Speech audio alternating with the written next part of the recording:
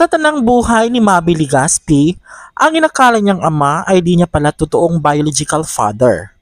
Kamakailan lang raw ay nabunyag na ang totoong pagkatao ni Mavi Legaspi nang lumabas na ang isinagawang DNA test.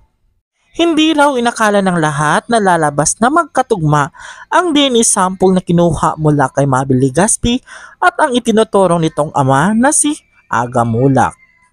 Hindi nga raw matanggap ni Mavi Legaspi ang nalaman sa kanyang pagkatao. Noon pa man ay usap-usapan na ang malaking pagkakahawig ni Mavi Legaspi sa isa sa mga kambal na anak ni Aga Mulak. At ang tila haka-haka at usap-usapan noon ay magkakatuon na ngayon.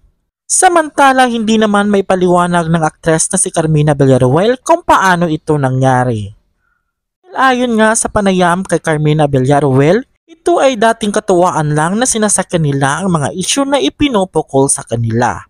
At hindi na nga bago sa kanila ang mga mapanirang artikulo na lumalabas dahil sila ang mas nakakaalam sa buhay nila.